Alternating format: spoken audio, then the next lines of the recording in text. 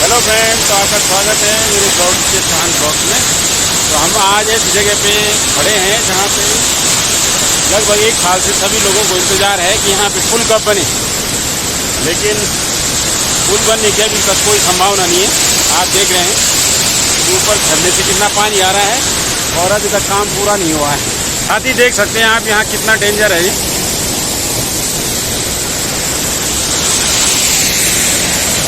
और मेरे साथ यहाँ पे नौटियाल जी, जिन्होंने अभी तक इस रास्ते का उद्घाटन नहीं किया। इसका जल्दी से उद्घाटन होगा, शायद दिसंबर जनवरी तक ये पुल बन जाएगा। जैसे कार्य चल रहा है बिल्कुल द्रुत गति से, इस प्रकार से लगता है कि काम हो जाएगा।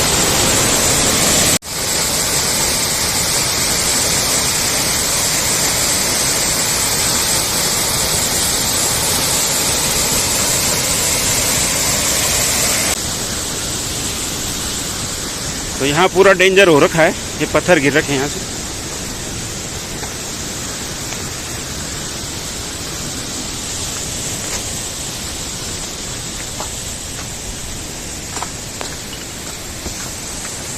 तो देखिए पूरी 90 डिग्री पे ये पहाड़ी खड़ी है और भविष्य में जब भी बरसात होगी तो ये इस रोड के लिए घातक है, ये हमेशा ही बंद रहेगी।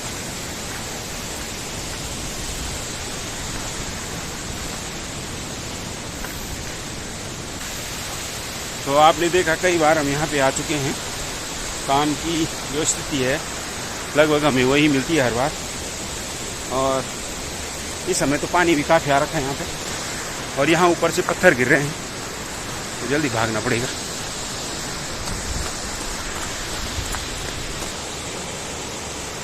तो ये है वो जगह जहाँ पे पुल बनना है, अभी तक ये पुल बना नहीं है। और ये सामने है अलमस गाँव, और साथ ही आज चल रहे हैं नौटियाल जी। तो नौटियाल जी कैसे लग रहे हैं यहाँ पे? बहुत अच्छा लग रहा था, इतनी अच्छी लोकेशन, बहुत सुंदर झरना, और पुल का कार्य जो है बड़ी जोर शोरों पर है। लगता है, आशा करते हैं कि शायद दिसंबर या जनवरी तक ये पुल का काम पूरा हो जाएगा। तब हम लोगों को थोड़ा आसानी होगी जाने में, बच्चों को आसानी होगी। बहुत ही अच्छा लग रहा है। इस पुल के न होने से अलमस और भवान की जो दूरी है वो 15 किलोमीटर है, वो गई है। हाँ, जबकि ये दूरी पहले 5 किलोमीटर थी मात्र, यानी 10 किलोमीटर बढ़ गई है ये दूरी।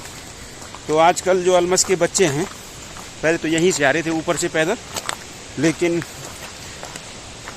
इस महीने अगस्त से कुछ लगभग एक हफ्ते पहले प्रशासन ने उनके लिए गाड़ियाँ लगा दी हैं।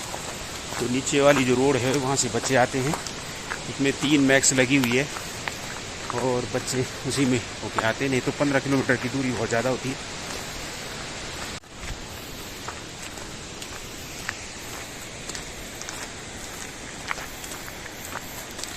ये गांव काफ़ी बड़ा है, अलमस गांव। तो आपको कैसे लग रहा है नौटियाल जी, चंबोली से यहाँ अच्छा लग रहा है कि अभी पुरानी यादें आ रही हैं आपको? बहुत अच्छा लग रहा है, वहाँ की याद तो आ ही रही है, लेकिन अब धीरे धीरे यहाँ पे मन लग गया है, क्योंकि अब हर शनिवार को या बीच में जो छुट्टी होती है देहरादून अपने बच्चों के पास जाने के लिए आसान हो गया है। वहाँ से तो मैं महीने 2 महीने में एक बार आता था, और बहुत लंबा रास्ता था, घर से 300 किलोमीटर दूर। यहाँ मात्र जो है 65-70 करीब है, और उसमें हम छुट्टी में समय से घर पहुँच जाते हैं बच्चों के पास। अच्छा लग रहा है।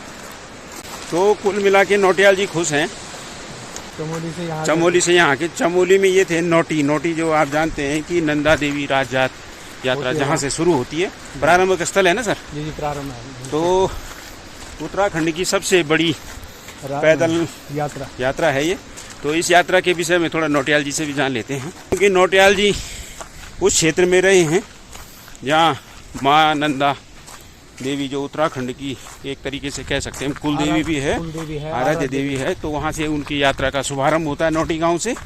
तो वहाँ लगभग नौटियाल जी 15-16 साल उस जगह पे रहे हैं। तो इनसे जान लेते हैं कि ये यात्रा कैसे निकलती है, कब कब निकलती है। जी सर। तो आप नंदा राजजात यात्रा निकलती है, उसके विषय में हमें ज़रा बताइए, कैसे कैसे उसका शुभारंभ होता है, कब ये यात्रा निकलती है? सर, ये नंदा देवी राजजात यात्रा जो विश्व की सबसे लंबी पैदल यात्रा है, और ये उत्तराखंड के चमोली जनपद के नौटी गांव से प्रारंभ होती है। सावन और भादो की जो दुर्वाष्टमी होती है उस दिन से ये प्रारंभ होती है और उस क्षेत्र में एक दुर्भिक्ष के रूप में अकाल पैदा होता है और वहाँ उस क्षेत्र में जो जिन लोगों की बकरियां होती है, गोट होता है, वहाँ जो है एक 4 सींग का जो मेढ़ा होता है, भेड़, वो जन्म लेता है देवी के रूप में। अच्छा, ये मतलब जो ये 4 सींग वाला मेढ़ा है ये अपने आप होता है? ये अपने आप जन्म लेता है। अच्छा। तो वो दोष माना जाता है नंदा देवी का कि अब जो है मुझे मायके बुलाया जाए। तो उस क्षेत्र के जो लोग हैं फिर नंदा देवी को मायके बुलाते हैं और मायके बुला करके उसको फिर जो 19 दिन की पैदल यात्रा होती है वो नंदा देवी की जो विदाई यात्रा है वो नौटी से प्रारंभ होकर के और आगे बेदिनी तक, होम कुंड तक जाते हैं। उसके बाद वहाँ उसको विसर्जित कर दिया जाता है। तो ये 2014 की जो यात्रा है वो मैंने देखी है वहाँ पे, उस समय मैं वहाँ पे था। और अब 2026 में ये पुनः 12 साल बाद ये यात्रा होगी। अच्छा सर, ये नौटी गांव से ही प्रारंभ होती है, इसका कारण क्या है कि वो वहीं से प्रारंभ होती है? क्योंकि नौटी गांव के जो नौटिया लोग हैं वो उस देवी के कुल पुरोहित हैं और उस समय जो चांदपुर गढ़ी के राजा थे उन्होंने उनको अपने कुल पुरोहित के रूप में माना है। चांदपुर गढ़ी के राजा की ये आराध्य देवी है। और अच्छा। आज भी क्योंकि वहीं पे एक गांव है नौटी से आगे कांसुआ, वहाँ कुंवर लोग हैं जो उसके राजवंशज हैं राजा के, तो वहाँ उन लोगों की कुल देवी है वो, लेकिन उनके जो पुजारी हैं वो नौटिया लोग हैं। अच्छा। तो वहाँ से प्रारंभ होती है और वहाँ से कांसुआ जाती है, कांसुआ से नौटी आती है, फिर उधर से फिर यात्रा प्रारंभ होते हुए और आगे बेदिनी बुग्याल होम कुंड तक जाती है। अच्छा, तो कितने दिन की यात्रा चलती है? 19 दिन की पैदल यात्रा है सर। अच्छा, तो लगभग कितना ट्रैकिंग होगा ये, कुछ आइडिया आपको? काफ़ी है सर, बहुत ज़्यादा है, क्योंकि वहां तक तो रोड है और उसके बाद निर्जन वन है। अच्छा। गैरोली पातल है, बेदिनी बुग्याल है, आगे जो है बहुत सारे जो है बड़े खतरनाक रास्ते हैं, उनसे गुजर करके जाना पड़ता है। तो आज नौटियाल जी ने हमें जो प्रत्येक 12 साल में नंदा देवी राजजात यात्रा होती है उसके बारे में इन्होंने हमें जानकारी दी। तो थोड़ा और भी जानकारी लेंगे सर से, पूछेंगे कि कैसे कैसे है, मतलब उस जो मेढ़ होता है जिसको हम खाडू बोलते, हाँ खाडू बोलते, जिसका सर ने कहा कि 4 सींग अपने आप पैदा हो जाते हैं, क्योंकि ये तब होता है जब उस क्षेत्र में एक तरीके से माँ नंदा है जो उनको उसका दोष माना जाए, या ये भी कह सकते हैं कि उनको हर 12 वर्ष में अपने मायके की याद आती है। तो लोगों को याद दिलाने के लिए वो क्या करते हैं कि उस गांव में एक ऐसा मेढ़ पैदा होता है जिसके 4 सींग होते हैं, जिससे लोग समझ जाते हैं कि माँ की इच्छा है अपने मायका बोलेंगे, मायका जाने की। तो वहाँ उन्होंने कहा कि वो बेदिनी बुग्याल से होते हुए होमकुंड तक ये यात्रा जाती है। एक चीज़ ऐसी सुनी है कि जो मेढ़ होता है वो आगे आगे चलता है। हाँ सर, वो जो मेढ़ा है खाडू, हाँ, वो देवी का स्वरूप माना जाता है। हाँ। और उसको पूरे जो क्षेत्रवासी जो मायके ध्यान अपने ध्यान को विदा करते हैं, उसको जैसे ध्यान को हम आभूषणों से, गहनों से पूरा सजा करके, कोई लॉकेट, कोई जो है ये नाक की नथ, कोई पजेब, सब उसको जो है पहनाते हैं और वो ध्यान के रूप में उसको पैदल आगे आगे वो मेढ़ा चलता है। अपने आप चलता है मेढ़ा? अपने आप चलता है, मतलब कोई पकड़ के कोई कुछ नहीं, रस्सी आप चलता है। हाँ। बस रस्सी नहीं रहती उस पे। हाँ। और पीछे पीछे पूरा जन सैलाब चलता है और इसके कई पड़ाव होते हैं बीच में। अच्छा। जैसे जहाँ पर रात हुई वहाँ जो है पड़ाव होते हैं, उन पड़ावों में जो है रात को वहाँ विसर्जन होता है। उस क्षेत्र, उस गांव के लोगों के द्वारा देवी का स्वागत और उसके जो है जितने भी यात्री हैं उनके खाने पीने की व्यवस्था, रहने की व्यवस्था सारे उस क्षेत्र के लोग, उस गांव के लोग करते हैं, जहाँ देवी जहाँ से गुजरती है देवी और जहाँ उनके पड़ाव होते हैं। तो ये अपने आप में एक अलौकिक बात है कि वो मेढ़ा जिसको कोई नहीं पकड़ता है, बिल्कुल अपने आप चलता है और वो आगे आगे होता है और पूरी यात्रा उस मेढ़े के पीछे चलती है। यानी उसको एक प्रकार से पूरा रास्ता पता होता है कि कहाँ से यात्रा जानी है। तो निश्चित तौर से क्योंकि ये देवभूमि है और यहाँ ईश्वर का वास है, तो वो जो मेढ़ा है वो भी देवी का एक प्रतीक है, उनको पता होता है रास्ता कहाँ से है। तो और भी जानकारी लेंगे अभी नौटियाल जी से, आज इनको पूरा थका देंगे। तो क्योंकि नौटियाल जी इस यात्रा को कर चुके हैं तो इनसे पूछते हैं कि इनका अनुभव कैसा रहा। तो नौटियाल जी, आपका अनुभव कैसा रहा इस यात्रा में? बहुत अच्छा रहा सर। 2014 की जो नंदा देवी राज यात्रा थी उसमें मुझे भी वो राज यात्रा में सम्मिलित होने का जो है अवसर मिला और मैंने उस यात्रा को देखा, क्योंकि मैं उस समय जो है नौटी में ही विद्यमान था, रहता था। और वो यात्रा बहुत ही विकट परिस्थितियों में लोग करते हैं। वहाँ यहाँ तक कि रास्ते में कहीं पे पानी इतना होता है, गधेरे भी पार करने बड़े मुश्किल होते हैं। और पूरा बुग्याल है, बुग्याल में भी काली मिट्टी, ऐसे फिसल करके लोग फिसलते हैं, काफ़ी दूर तक फिसल करके चले जाते हैं। और बड़ी विकट परिस्थितियों में इस यात्रा को संपन्न किया जाता है। आगे एक जगह है ज्यूरा गली।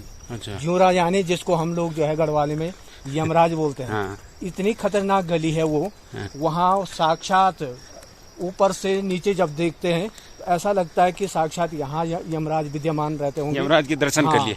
अगर कोई वहाँ से फिसल गया तो उसका जो है बचना असंभव है, इसलिए उसका नाम ज्यूरा गली है। उसको पार करते हुए और लास्ट में जो है एक जगह होम कुंड है, रूप कुंड है, वहाँ जहाँ पर भगवती पार्वती ने जो है अपने सौंदर्य के दर्शन किए थे। यात्रा में बीच में सर एक जगह रूप कुंड पड़ता है। एक समय भगवान शिव और पार्वती जो है शाम के समय विहार कर रहे थे, घूम रहे थे, तो पार्वती को प्यास लगी। शिव जी ने दूर तक देखा कि हर जगह बर्फ है, कहीं पानी नहीं है। तो उन्होंने पार्वती की प्यास को बुझाने के लिए अपने त्रिशूल को मारा एक जगह। अच्छा। और वहां से जलधार निकली, जल की धारा निकली, और उस जल की धारा से वहां पर एक कुंड बन गया, जिस कुंड में पार्वती ने अपने सौंदर्य को भी देखा और अपनी प्यास भी बुझाई। उस दिन से उस कुंड का नाम रूप कुंड कहा जाता है। पार्वती ने अपने सौंदर्य को देख करके और जब अपनी प्यास शांत की, तो आज भी लोग जो है उस रूप कुंड को बड़े उससे जो है उसको दर्शन करते हैं, जाते हैं लोग। और वहाँ पर पूजा भी होती है नंदा देवी की। एक पड़ाव वो भी है नंदा देवी रात जात का। अच्छा। एक रात को देवी रूप कुंड में रुकते। तो इस समय घूम रहे हैं हम और अब चल रहे हैं कमरे की ओर। और अभी आसमान पे नजर पड़ी है तो चांद दिखाई दिया, मून। और आप जानते हैं कि आजकल हमारा रोवर प्रज्ञान चंद्रमा पे चहलकदमी कर रहा है। तो ये है इस समय आसमान में मून, जहां आजकल भारत का चंद्रयान मिशन लैंड हुआ था। और इसमें बेचारा प्रज्ञान अकेले ही चहलकदमी कर रहा है। तो नौटियाल जी जानकारी दे रहे हैं नंदा देवी राजजात यात्रा के बारे में। तो थोड़ा जानकारी ले लेते हैं कि जब ये यात्रा होमकुंड तक पहुंच जाती है, यानी बेंद्री बुग्याल तक पहुंच जाती है, तो किस तरीके से इसका विसर्जन होता है, क्योंकि इन्होंने देखा हुआ है इस यात्रा को। नौटियाल जी, इसका विसर्जन किस तरीके से होता है इस यात्रा का? हाँ सर, जब ये यात्रा जो है अंतिम पड़ाव है होमकुंड, तो होमकुंड में जब ये यात्रा पहुंचती है तो वहाँ पर विधि विधान से माँ भगवती का जो है हवन किया जाता है। और हवन करके फिर माँ भगवती को सारे जितने भी क्षेत्रवासी लोग हैं वो अश्रुपूर्ण विदाई देते हैं। और वहाँ से माँ भगवती नंदा को आगे अनंत हिमालय के लिए छोड़ा जाता है। और उस खाड़ू स्वयं ही आगे जो भीड़ होता है वो स्वयं ही अनंत हिमालय में जाता है। और अनंत हिमालय में जाने के बाद सब लोग उसको जो है लास्ट में प्रणाम करते हैं देवी के रूप में, और सब वापस हो जाते हैं। अच्छा, ऐसा तो नहीं होता जैसे लोग वापस आते तो उनके पीछे? हाँ, वापस वो भी सर ये कुछ दूर तक वापस आता है। हाँ। लेकिन माँ भगवती की ऐसी कृपा कि जैसे वो मेढ़ा आगे जाता है, हाँ, तुरंत धुंध लग जाती है, कोहरा छा जाता है और वो रास्ता भूल जाता है, वो आगे को चले जाता है। और जितने भी यात्री लोग हैं वो वापस आते हैं और वहाँ से वापस नंदानगर घाट होते हुए पुनः नौटी आते हैं। और उतने दिन तक नौटी में वो देवी भागवत पुराण चलता रहता है। उसके बाद तब पूर्णाहुति होती है, पूरा क्षेत्रवासियों के लिए भंडारा होता है। और जितने भी धियानियाँ हैं पूरे क्षेत्र की, जितने भी 150 गांव हैं, उन धियानियों को प्रसाद के रूप में माँ भगवती नंदा की हरियाली इत्यादि जो भी भेंट होती है वो सब जो है प्रत्येक धियानी को दिया जाता है और उस यात्रा का समापन होता है। धन्यवाद नौटियाल जी, आपने बहुत अच्छी जानकारी दी आज। और नौटियाल जी ने आज इस यात्रा के विषय में काफ़ी जानकारी दी है। जो कुछ जानकारी हमें पहले से थी और कुछ नई जानकारी सर ने दी। तो किस तरीके से यात्रा की समापन होता है। और इसके साथ ही आज के ब्लॉग को हम भी समाप्त करते हैं। मिलते हैं को एक नई ब्लॉग के साथ, तब तक के लिए